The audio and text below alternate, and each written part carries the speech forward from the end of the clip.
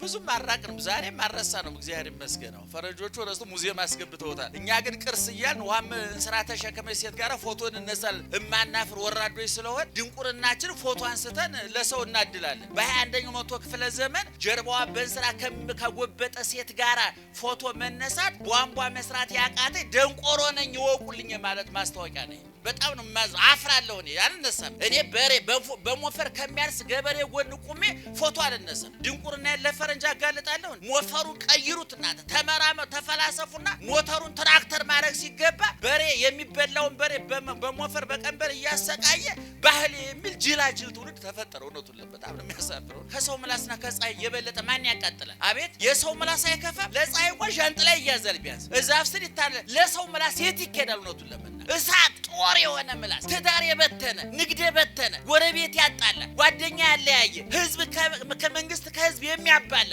የሚያናክስ ከሚሳኤል የከፋ ከጦር የከፋ ከሰይፍ የከፋ ከመርዝ የከፋ እፉኝት ምላስ ያላቸው ሰዎች አሉ። በእውነቱ ተስፋ የሚያስቆርጡ አንጀት የሚቆርጡ ነገን የሚያጨልሙ የዛሬውን የሚያከሱ ወደ ትናንትና ጎትተው የሚጥሉ ክፉ ሰዎች አያችሁ። ኃይለኛው ለኛ ሲል ደከመ፣ ምሉ ለኛ ሲል ተወሰነ፣ ረቂቁ ለኛ ሲል ገዘፈ፣ ዘላለማዊው ለኛ ሲል ጊዜያዊ ሆነ፣ ሕያው ለኛ ሲል ሟች ሆነ። የሚያጠግበው ተራበ፣ የሚያረካው ተጠማ፣ የሚያለብሰው ተራቆተ፣ ሕይወት የሚሰጠው ሞተ። ውቅያኖስን ውሃን ከነመጠጣት ስሜቱ የፈጠረ ለኛ ሲል ተጠማ፣ ፈዋሹ ቆሰለ፣ አልባሹ ተራቆተ። መራራ ጣፋጭ ነገር የፈጠረው እሱ ለኛ ኮምጣጤ ጠጣ፣ በበረት ተጣለ፣ በጨርቅ ተጠቀለለ፣ ተሰደደ፣ ተንከራተተ። ይሄን ሁሉ ዋጋ የከፈለው እኔና እናንተን ስለሚወደን ነው። እግዚአብሔርን ስናገኝ ጥያቄዎቻችን ሁሉ ይመለሳሉ፣ እንባዎቻችን ሁሉ ይታበሳሉ፣ ቁስሎቻችን ሁሉ ይፈወሳሉ፣ ጉድለቶቻችን ሁሉ ይሞላሉ፣ ጨለማችን ሁሉ በብርሃን ይተካል። እንስራችን ሐሳባችን ከጀርባችን ይወርዳል፣ ልባችን ከሐሳብ ነፃ ይሆናል፣ አይምሮአችን ከጭንቀት ነፃ ይሆናል። ማንን ስናገኝ?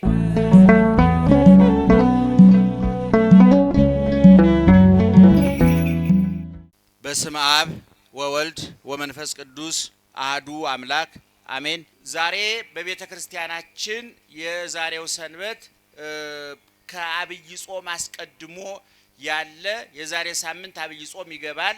ለዛሬው ቀን አባታችን ቅዱስ ያሬድ ከዛም በኋላ የመጡ ሊቃውንት ቤተ ክርስቲያን ከብሉይ ኪዳን ከሐዲስ ኪዳን ለቅመው ቀስመው አዘጋጅተው የሚነበበው የሚሰበከው የዳዊት መዝሙር የሚነበበው ወንጌል የሚነበበው የቅዱስ ጳውሎስ መልእክት የሐዋርያት ሥራ የሐዋርያት መልእክት አዘጋጅተውልናል። ቅዳሴ ምን መቀደስ እንዳለብን አዘጋጅተውልናል። እኛ ሁልጊዜም ደግመን ደጋግመን መልሰን መላልሰን እንደነገርናቸው ተሰርቶ ተሰፍሮ ተቆጥሮ ያለቀ በእኛ ፍላጎትና ፈቃድ የማይጨመር የማይቀነስ የማይጠብ የማይሰፋ እኛ ስለፈለግን የማንጨምርበት ስላልፈለግን የምንቀንሰው ስርዓት የለንም። አሁን ዛሬ ያከናወነው ነገር በጠቅላላ ከ1000 ዓመት በፊት ተዘጋጅቶ ያለቀ ነው። አባቶቻችን በረከታቸው ይድረሰን። በዚህ መሰረት ዛሬ የተነበበው ወንጌል የዮሐንስ ወንጌል ምዕራፍ 4 ነው። ወንጌላውያን 4 ናቸው። ማቴዎስ፣ ማርቆስ፣ ሉቃስና ዮሐንስ። 4ቱ ወንጌላውያን በጥቅሉ 89 ምዕራፍ ያሏቸው 2 ወንጌሎች ጽፈዋል። 4ቱ ወንጌሎች የተለያየ ሐሳብ ያላቸው ናቸው። እንደሚታወቀው ኢየሱስ ክርስቶስ 33 ዓመት ከ3 ወር በምድር ላይ ሲኖር ያስተማረው ትምህርት ያደረገው ተአምር የሰራው በጎ ስራ እግር በእግር ተከታትለው ተሰፍሮ ተቆጥሮ ይህ እንዳይቀር ተብሎ ተለቅሞ የተጻፈ አይደለም። ከብዙ በጥቂቱ ከሙሉ በክፍሉ ነው የተጻፈልን። ይሄ በቦታው የነበረ ባይኑ ያየ በጆሮ የሰማ በእጁ የዳሰሰ ትምህርቱ ሲሰጥ ተአምራቱ ሲደረግ በጎ ስራ ሲሰራ በቦታው የነበረው ዮሐንስ ወንጌላዊ በዮሐንስ ወንጌል ምዕራፍ 20 መጨረሻው ቁጥር ላይ ምዕራፍ 21 መጨረሻዎቹ ቁጥሮች ላይ ኢየሱስ ክርስቶስ ያደረገው በዚህ መጽሐፍ ያልተመዘገበ ብዙ ነገር አለ። ያን ሁሉ እግር በእግር ቃል በቃል ተከታትለን እንጻፈው ብንል እምያግመሮ ዓለም ጥቀ ለመጻሕፍቲሁ መጽሐፉ ዓለም ራሱ ባልቻለው ነበር ብሎ በሚገባ ቦታው ላይ የነበረው። ስለዚህ ስለ ኢየሱስ ክርስቶስ የተጻፈው ነገር ሁሉም ነገር አልተጻፈም። ምናልባት እንደው ከ10 ከመቶ ተጽፎ ሊሆን ይችላል። ዙሮ ግን እኛ ልንድንበት የሚያስፈልገን ተጽፎልናል። የቀረብን ነገር የለም እና እንግዲህ ከ4ቱ ወንጌሎች ደግሞ የዮሐንስ ወንጌል የተለየ ወንጌል ነው። የምስጢረ ስጋዌ የምስጢረ ስላሴ ወንጌል ነው። የዮሐንስ ወንጌል በጥቅሉ 21 ምዕራፎች አሉት። ወንጌላዊ ዮሐንስ ይሄን ወንጌል የጻፈው ዮሐንስ ከ12ቱ ሐዋርያት አንዱ ነው። ከሶስቱ የምስጢር ሐዋርያት ከያዕቆብ ከጴጥሮስ ጋራ አንዱ ነው። በሐዲስ ኪዳን ዮሐንስ 5 መጻሕፍት አበርክቶልናል። አንድ ወንጌል ጽፏል። ሁለተኛ የዮሐንስ ራእይ የሚባለው መጽሐፍ ጽፏል። ሶስተኛ 3 መልእክቶች ጽፏል። አንድ ወንጌል አንድ ራእይ 3 መልእክት ማለት ሲደመር ስንት ይሆናል ማለት ነው? 5 ይሆናል ማለት ነው። እንግዲህ ከ27ቱ የሐዲስ ኪዳን መጻሕፍት መካከል 5ቱ የዮሐንስ ናቸው ማለት ነው። መንፈስ ቅዱስ አጠቃላይ ጥበቃ ያደርግላቸዋል እንጂ በሐዋርያት አጻጻፍ ላይ በዝንባሌያቸው ላይ ተጽዕኖ ያደርግም። ይሄ መቼም የሥነ ጽሑፍ ጉዳይ ዝርዝር ጉዳይ አንገባም። ዮሐንስ በመልእክቱ በወንጌሉ ላይ ያንጸባረቀውን ሐሳብ በመልእክቶቹ እናገኘዋለን፣ በራእዩ ላይ እናገኘዋለን። በዮሐንስ ወንጌል ላይ ሕይወት፣ ብርሃን እነዚህን የመሳሰሉ የተለዩ ሐሳቦች አሉ። ለምሳሌ በሶስቱ ወንጌሎች የሌሉ በዮሐንስ ወንጌል ብቻ ያሉ በጣም ብዙ ነገሮች። አንደኛ የኒቆዲሞስ ታሪክ ምዕራፍ 3፣ የሳምራዊት ታሪክ ምዕራፍ 4፣ የመጻጉ ታሪክ ምዕራፍ 5፣ የዘውሩ ተወልደ ታሪክ ምዕራፍ 9፣ የበጎች በር ምዕራፍ 10፣ የአልዓዛር ጉዳይ ምዕራፍ 11፣ በጸሎተ ሐሙስ ማታ እግር ሲያጥብ ያስተማረው ከምዕራፍ 13 እስከ 17 ድረስ ያለው ምዕራፍ በጠቅላላ በሌሎቹ ወንጌሎች የለም። ስለዚህ ነው ወንጌል አባቶቻችን ሶስቱን በዘሐብሩ የተባበሩ አንድ አይነት ሐሳብ የጻፉ ሲሆኑ ማቴዎስ፣ ማርቆስ፣ ሉቃስ እያልኳቸው ነው። ዮሐንስ ግን የተለየ ጽሑፍ ነው የጻፈው። እኔ ነኝ የሚል 7 ጉዳዮች ጽፏል። ትንሣኤና ሕይወት፣ ከሰማይ የወረደ እንጀራ እኔ ነኝ በሉ እስኪ እናንተ። ከሰማይ የወረደ እንጀራ፣ የዓለም ብርሃን፣ የበጎች በር፣ ትንሣኤና ሕይወት፣ እውነትም መንገድም እውነተኛ የወይን ግንድ እኔ ነኝ። እነዚህን ጽሑፎች የጻፈ ዮሐንስ፣ ሌሎቹ ወንጌላውያን አልጻፉም። ነገር ግን በጣም የሚገርማችሁ ነገር አራቱ ወንጌላውያን በቦታ ሳይገናኙ፣ በቋንቋ ሳይገናኙ፣ በዘመን ሳይገናኙ በተለያየ ዘመን ጽፈዋቸው ወንጌላቱ አንድ አይነት ሐሳብ ይዘው ተገኝተዋል። ምክንያቱም በቦታ በጊዜ በቋንቋ ቢለያዩም አራቱንም አንድ አድርጎ ልብ የሰጠ ምስጢር የገለጠ ማን ነው? እግዚአብሔር ነው። እነሱ በቦታ ቢወሰኑ እግዚአብሔር በቦታ አይወሰንም። እነሱ በቋንቋ ቢለያዩ እግዚአብሔር በቋንቋ አይመጠንም። እነሱ በዘመን ቢለያዩ እግዚአብሔር የዘመናት ጥገኛ አይደለም፣ የዘመናት ባለቤት እንጂ የዘመናት ኗሪ አይደለም እግዚአብሔር። ስለዚህ ወንጌላዊ ዮሐንስ በጣም የተለየ ወንጌል ነው የጻፈው። እንደው ስለዛ ዝርዝር ጉዳይ ጠልቀን ለመናገር ቅድም እንዳልኳችሁ ዛሬ ሰንበት ስለሆነ አጭር ነገር እንነግራችኋለን ብለን ስላሰብን ወደ ዝርዝር ጉዳይ አንገባም። ለዛሬ የተነበበው ወንጌል የዮሐንስ ወንጌል ምዕራፍ 4 ነው። ይሄ ምዕራፍ 4 ኢየሱስ ክርስቶስ በጣም የሚገርማችሁ ነገር ኢየሱስ ክርስቶስ ትህትናውን፣ ርኅራኄውን፣ ፍቅሩን፣ ጌትነቱን አስተባብሮ በአንድ ምዕራፍ የገለጠበት ቦታ ነው። ይሄ ቦታ ኢየሱስ ክርስቶስ ወደ ገሊላ ሊሄድ ፈለገ። ነገር ግን ወደዛ ቦታ ለመሄድ በሰማርያ በሚባለው ቦታ ማለፍ ነበረበት። ለምሳሌ ምንድነው የሚባለው ይሄ አካባቢ? አቤት መርካቶ ለመሄድ በየት ነው የምታልፉት? እስቲ በመርካቶና በጋርመንት መካከል ያለ ሰፈር ንገሩኝ። ሜክሲኮን ሳይረግጡ መርካቶ መሄድ ይቻላል? ከተቻለ አይቻልም በሉ ለትምህርቱ እንዲመቸን። ተጠመዛዛች ልትመጡ ትችላላችሁ። እኛ ቀጥታውን ነው ያልነው። ከጋርመንት መርካቶ ለመሄድ በየት ማለፍ አለብን? ኢየሱስ ክርስቶስ ከአንድ ቦታ ከኢየሩሳሌም ወደ ሌላ ቦታ ለመሄድ ሰማርያ የሚባለውን ቦታ ማለፍ ነው። በዛ በኩል ነው የሚታለፈው። በዛ ሊያልፍ ግድ አለው አለ። በጣም የሚገርማችሁ ነገር ኢየሱስ ክርስቶስ ከአንድ ቦታ ወደ አንድ ቦታ ለመሄድ መንገድ የሚቸግረው አምላክ አይደለም። ወይ ብሉይ ኪዳን እንዲህ ይላል፣ እግዚአብሔር በወጀብና በአውሎ ነፋስ ውስጥ ምን አለው ይላል። ምን አለው? መንገድ አለው። በሉት እስቲ እግዚአብሔር በወጀብና በአውሎ ነፋስ ውስጥ መንገድ አለው። ማን? በምን? በወጀብና በአውሎ ነፋስ ውስጥ መንገድ አለው። የበረራ በአውሮፕላን የበረራችሁ በመርከብ የሄዳችሁ ሰዎች ያየሩ ጠባይ የአውሮፕላኑን በረራ ይወስነዋል። የመርከቡን በባህር ላይ የሚሄድ ወጀቡ ይወስነዋል። ማይበል ሞገድ ሲነሳ መርከብ አይንቀሳቀስም። የአየሩ ጠባይ ሲበላሽ አውሮፕላን አይበርም። እግዚአብሔር ግን የአየር ጠባይ እስረኛ አይደለም። ፍጥረታትን ይገዛቸዋል እንጂ አይቆጣጠሩትም። አሁን ልብ አድርጉ። ኢየሱስ ክርስቶስ ወደ ገሊላ ለመሄድ በዛ በኩል ማለፍ ግድ አለው አለ። ለምንድነው ግድ አለው? በወጀብና ባውሎ ነፋስ ውስጥ መንገድ አለው እግዚአብሔር። መንገድ ቸግሮት ነው ወይ ሲባል ቀጥሎ ያለው ታሪክ ከቁጥር 7 ጀምሮ ያለው ታሪክ ይነግረናል። ምስጢሩን ይግለጥልን እግዚአብሔር። እና በዛ ሄደና ቀኑ 6 ሰዓት ቀን ነው። ጠራራ ፀሐይ ነው።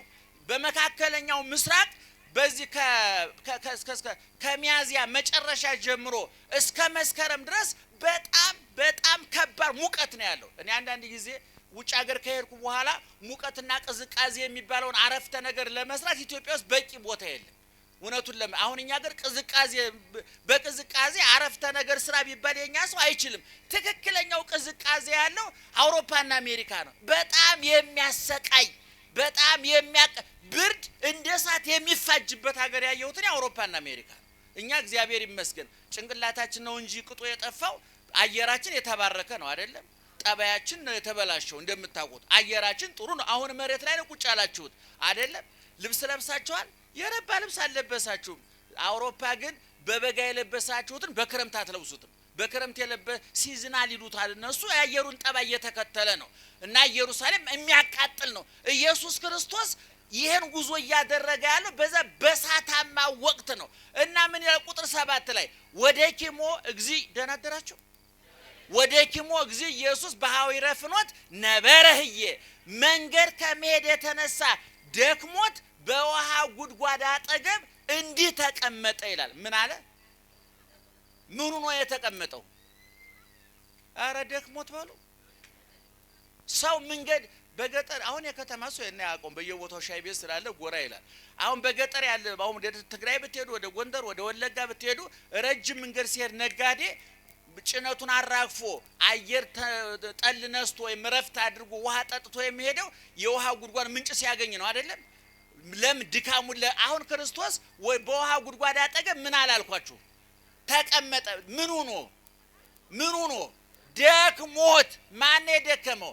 ኢየሱስ ክርስቶስ። ነብዩ ኢሳይያስ በምዕራፍ 40 ላይ እንዲህ ይላል እግዚአብሔር ዘላለም ይርብ ወይደክም። እግዚአብሔር ለዘላለም አይራብም አይደክምም ይላል። የማይደክመው እግዚአብሔር ለኛ ሲል ደከመ። የማይራበው አጥጋቢው እግዚአብሔር ለኛ ሲል ተራበ። በቦታ በጊዜ በሁኔታ ውስጥ አያልፍ የነበረ እግዚአብሔር ለኛ ሲል በአንድ መንገድ ማለፍ ግድ ሆነበት። ደክሞትም በውሃ ጉድጓድ አጠገብ መቀመጥ ግድ ሆነበት። ሰው ሆኗልና። ለዚህ ነው ሐዲስ ኪዳንን የሚያጠኑ ሰዎች ሄሬኔዎስ የሚባለው ሊቅ እንደነገረን ሐዲስ ኪዳን የሚያጠኑ ሰዎች ሁለት ነገሮች ማቀናጀት አለባቸው። ማጋባት፣ ማዋሃድ፣ ማጣመር አለባቸው። ምንና ምንን? ኢየሱስ ክርስቶስ ደክሞታል አልደከመውም?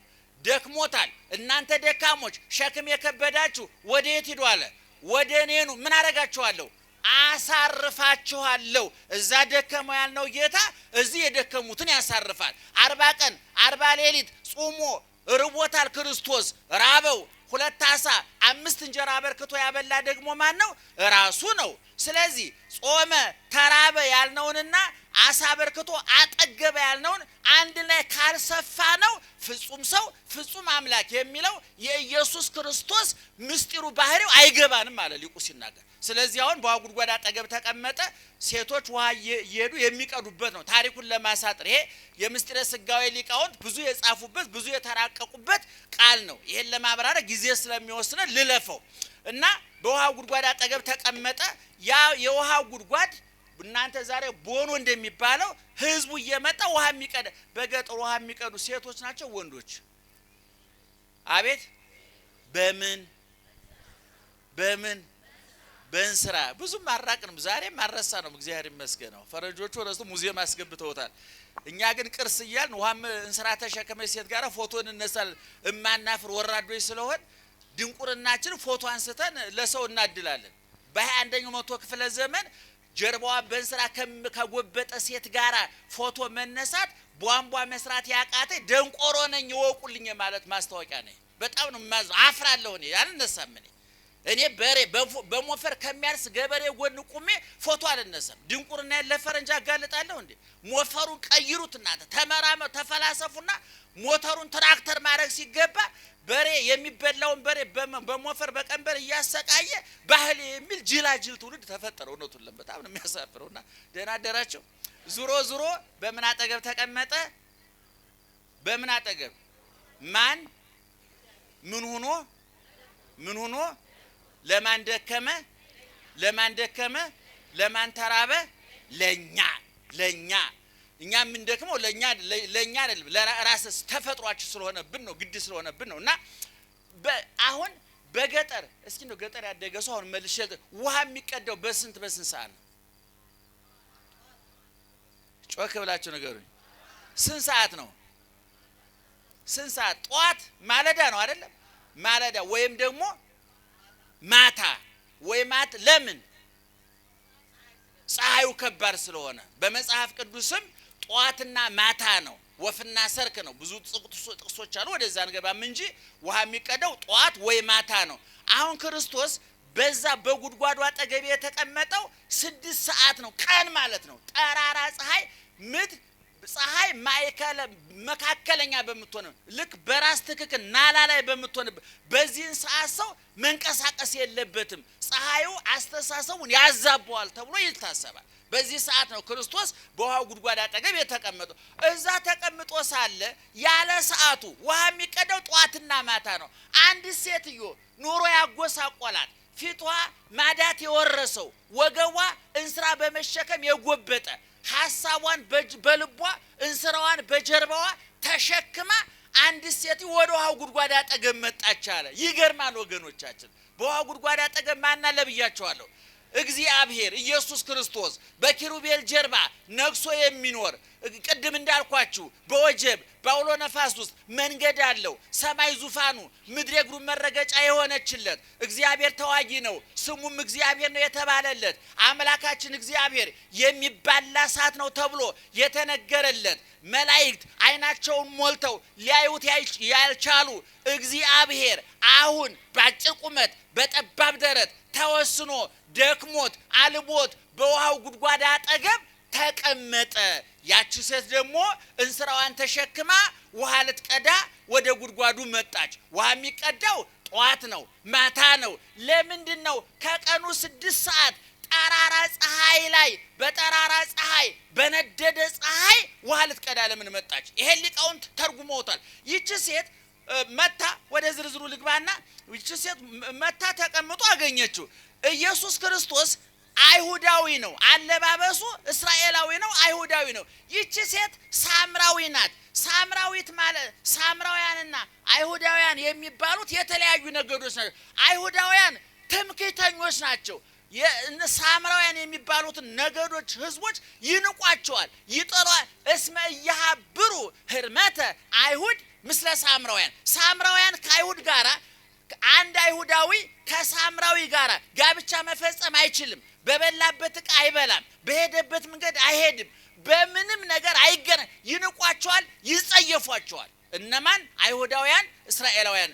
ኢየሱስ ክርስቶስ ደግሞ ከየት ነው የመጣው? አይሁዳዊ ነው፣ እስራኤላዊ ነው። እና አጠማጠሙ አለባበሱ ያስታውቃል። እና ሴትዮዋ ውሃ ልትቀዳ ጀርባዋ ጎብጦ ጭንቅላቷ በሐሳብ ናውዞ እያወጣች እያወረደች የኑሯ መልክ እፊቷ ላይ ተስሎ ጭንቀቷ፣ መከራዋ፣ ስቃይዋ የሚነበብባት ጎስቋላ ሴት ነች። ሴት እና መጣች። ጌታ ምን አላት? አስደናቂ ጥያቄ ጠይቃት። ውሃ ጠጭኝ አላት። ደህና ዋላችሁ? ምን አላት? አሁን እቺ ሴትዮ እዛ ቁጭ አለው አንድ እስራኤላዊ እንጂ ይሄ ቅድም የዘረዘርንለት ሁሉ በእጁ ሁሉ በደጁ የሆነለት እግዚአብሔር መሆኑን አላወቀችም። ውሃ ጠጭኝ ስላት ደነገጠች። ለምን እንደደነገጠች ታውቃላችሁ? እንዴት አንድ አይሁዳዊ ትምክህተኛ ተመጻዳቂ እንዴት አንድ ተራ ሴት ሳምራዊቱን ውሃ ጠጭኝ እንዴት ይላታል? ደነገጠች፣ አላመነችም። እንዴ ጌታዬ እንዴት ነው እንዴት ውሃ ጠጭኝ አልከኝ ብላ አይሁድና የተናቆናቸው ነግሬያቸዋለሁ። ከዛ በኋላ ወደ ዝርዝር ጉዳይ ገባ። በኋላ ምንድነው ውሃ ጠጭኝ አላት። እሷ ደነገጠች ቅድም እንዳልኳችሁ ከዛ ብታውቂ ኑሮ አለ ጌታ ብታውቂ ኑሮ አንቺ እኔን ትጠይቂ ነበር እንጂ እኔ አንቺን መጠየቅ አልነበረብኝም አልገባሽ ሆኖ ነው አለ አሁንም እሱ አልገባት ጌታዬ ጉድጓዱ ጥልቅ ነው ሩቅ ነው እጅህንም እንደማየው መቅጃ የለህም መሳቢያ ነገር የለህም ምን ማለት ነው የለም እኔ ከምሰጠው ውሃ የጠጣ እይጸም ዳግመኛ አይጠማም ያ ውሃ በውስጡ ሲፈልቅ ይኖራል ብሎ የሚገርማችሁ ለረቀቁ ሊቃውንት ለረቀቁ መምህራን ለሐዋርያት እንኳን በዛን ዘመን ቢነገራቸው ሊገባቸው የማይችል የረቀቀ የምስጢረ ስጋዌ የምስጢረ ድህነት የምስጢረ ተዋህዶን ጉዳይ ለአንዲት እዚህ ግቢ ለማትባል ኑሮ ለተጫናት ስራ ላደከማት ለአንዲት ጎስቋላና ተራት ለምትባል ሴት ትልቁን ምስጢር ነገራት ዛሬ ብዙ ዘማሪያን ብዙ ሰባካያን ብዙ ህዝብ ከሌለ አንሰብክም ታውቃላችሁ አጨብጨባ እንፈልጋለን እልልታ እንፈልጋለን የህዝብ ሳን እንፈልጋለን ኢየሱስ ክርስቶስ ይሄን የመሰለ የጠለቀ ምስጢር የነገራት ለአንድ ሴት ነው በእግዚአብሔር ዘንድ ተራ የሚባል ሰው የለም እገሌ አይረባም የሚባል ሰው የለም በእግዚአብሔር ዘንድ አስመጭና ላኪውን ተላላኪ ትርጉም የለው በእግዚአብሔር ዘንድ ጠቅላይ ሚኒስትር በለው ንጉሰ ነገስት በለው ፕሬዝዳንት በለው ቁም ነገር የለም የአሜሪካው ፕሬዝዳንትና እዚህ በር ላይ ቆሞ ደቃቃ ሳንቲም የሚለምነው የኔ ቢጤ በእግዚአብሔር መዝገብ ሁለቱም ሰው ተብለው ነው የተመዘገቡት ፕሬዝዳንት የሚል ልዩ ጽሁፍ የለም መጋቢ ሐዲስ ሊቀ ጳጳስ የሚል ልዩ ጽሁፍ የለም ሰው በሚለው መዝገብ ውስጥ የተመዘገበ ነው ለዚህ ሴት ነው ይሄን የረቀቀ ምስጢር ያስተማራል ከዚያ በኋላ ደነገጠች ሴትየዋ ከዛ በኋላ ሂጅና ባልሽን ጠርተሽ ነይ አላት ጌታ ወደ ህይወቷ መግባት የተፈለገው ይሄ ነው አረ ጌታዬ ባል የለኝም ማለት ይቺ ሴት የሚገርማችሁ 5 ባሎች አግብታ 5ቱ ባሎች በየተራ እጭኗ ላይ የሞቱባት ሴት ነው በመጽሐፉ በወንጌል ተጽፏል 5 ባል የሞተባት ሴት ናት ባል የለኝም ማለች 5 ባሎች ሙተውባት አዎ ቀድሙስ 5ቱ እደው ነበሩ ምስሌኪ ቀድሞ 5 ባሎች ነበሩሽ ወይስ ዘሃሎ ምስሌኪ ኢኮነ ምታኪ አሁን ካንቺ ጋር ያለው ግን 6ኛው ባልሽ አይደለም ማለት ይቺ ሴት 5 ባሎች እየሞቱባት ሰፈሩ ጎረቤቱ ገፊ ብሎ አፍ መፍቻ ቡና መጠጫ አድርጓት የሰው ምላስ ቅድም ነግሬያቸዋለሁ ውሃ የሚቀዳው በስንት ሰዓት ነው ብያቸዋለሁ ጧትና ማታ ነበር አይደለም ይቺ ሴት በስንት ሰዓት ነው ሄደችው በ6 ሰዓት እኔ የሰው ምላስ ከሚያቃጥለኝ ምኑ ያቃጥለኝ ብላ ነው ንገሩ ከሰው ምላስና ከፀሐይ የበለጠ ማን ያቃጥላል አቤት የሰው ምላስ አይከፋም ለፀሐይ እንኳን ዣንጥላ ይያዛል ቢያንስ እዛፍ ስር ይታለ ለሰው ምላስ የት ይከዳል ነው ለመናገር እሳት ጦር የሆነ ምላስ ትዳር የበተነ ንግድ የበተነ ጎረቤት ያጣላ ጓደኛ ያለያየ ህዝብ ከመንግስት ከህዝብ የሚያባላ የሚያናክስ ከሚሳኤል የከፋ ከጦር የከፋ ከሰይፍ የከፋ ከመርዝ የከፋ እፉኝት ምላስ ያላቸው ሰዎች አሉ በእውነቱ ተስፋ የሚያስቆርጡ አንጀት የሚቆርጡ ነገን የሚያጨልሙ የዛሬውን የሚያከስሙ ወደ ትናንትና ጎትተው የሚጥሉ ክፉ ሰዎች እና እቺ ሴት ከሰው ምላስ ይልቅ ምን ይሻለኛል አለች ፀሐይ ይሻለኛል አለች ከዛ በኋላ ሄዳ ሰፈሪዳ አረ እንዳገኘሁኝ ምን አገኘው የህይወቷ ብዙ ምስጢር ነግሯት እሷ ግን የወሰደችው ሐሳብ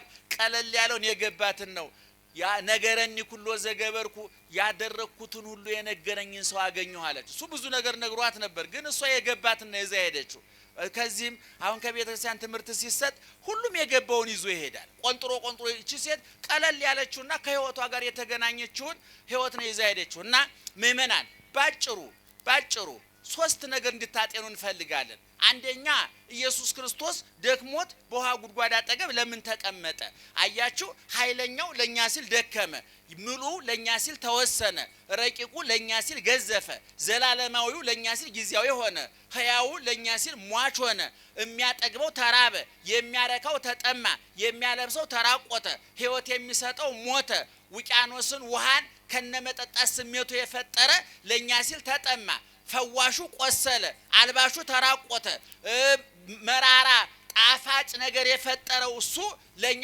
ኮምጣጤ ጠጣ በበረት ተጣለ በጨርቅ ተጠቀለለ፣ ተሰደደ፣ ተንከራተተ። ይሄን ሁሉ ዋጋ የከፈለው እኔና እናንተን ስለሚወደን ነው፣ ስለሚፈልገን ነው። እና ስለዚህ ይሄ ሁሉ ዋጋ የተከፈለልን ሰዎች መሆናችን ማወቅ አለብን፣ ዋጋችንን ማወቅ አለብን ማለት ነው። በሁለተኛ ደረጃ እግዚአብሔር ሰው አይንቅም ወገኖቻችን። አሁን አያችሁ ይቺ ሴትና ኢየሱስ ክርስቶስ የተገናኙበትን ቦታ ተመልከቱ። እንኳን እግዚአብሔር አንድ ባለስልጣን እንኳን ይገኛል ተብሎ በማይታሰብበት ቦታ፣ አንድ ዝነኛ ሰው እንኳን ይገኛል ተብሎ በማይታሰብበት ቦታ፣ አንድ ሀብታም ሰው ይገኝበታል ተብሎ በማይታሰበው ቦታ ኢየሱስ ክርስቶስ ተገኘ። የሰማዩን ንጉሥ አገኘችው፣ የሕይወቱን ውሃ አገኘችው፣ የሕይወቱን እንጀራ አገኘችው፣ መስዋዕት የሚሆነውን በግ አገኘችው፣ ትንሣኤና ሕይወት የሆነውን ክርስቶስ አገኘችው፣ ሕይወትም እውነትም መንገድ የሚሆነውን ክርስቶስ አገኘችው፣ እውነተኛውን የሕይወት ዛፍ የወይን ግንድ አገኘችው። ይቺ ሴት እንስራዋን ጣለች፣ ሐሳቧን ለወጠች፣ የተጣመመ ኑሯ ተቃና።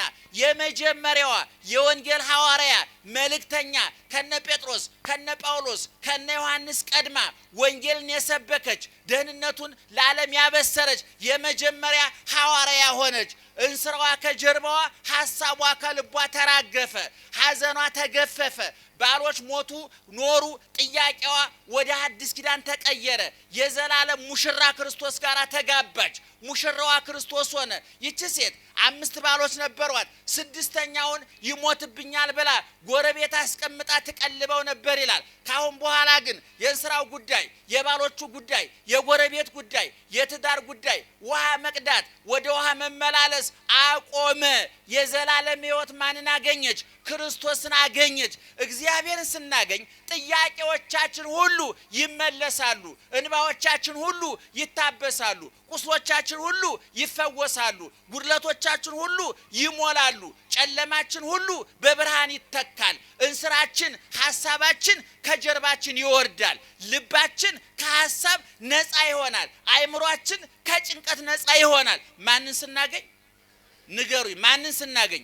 እግዚአብሔርን ስናገኝ። ያቺ ሴትዮ ያገኘችው ማንን ነው? እግዚአብሔር። ስለዚህ ዛሬ ምእመናን በኑሯችሁ ስኬት ያጣችሁ፣ የያዛችሁት እያመለጠ የሰበሰባችሁት እየተበተነ፣ ዘመድ ከርቷችሁ፣ ገንዘብ ከርቷችሁ፣ ጤና ከርቷችሁ፣ ትዳራችሁ የታመሰ፣ ሱቃችሁ ጥያቄ ውስጥ የገባባችሁ፣ ሕይወት ጨለማ የሆነባችሁ፣ ነገ የማይናፍቃችሁ፣ ዛሬ የሚያሳቅቃችሁ፣ ትናንትና ወደ ኋላ የተጎተታችሁ፣ ጨለማ ሕይወት ጨለማ የሆነባችሁ ሁሉ እንስራችሁ ሊያስጥላችሁ፣ ሐሳባችሁ ሊያስለውጣችሁ፣ አዲስ ሕይወት ሊያስጀምራችሁ እግዚአብሔር ከበር ቁሞ ያንኳኳል። ክፈቱለት።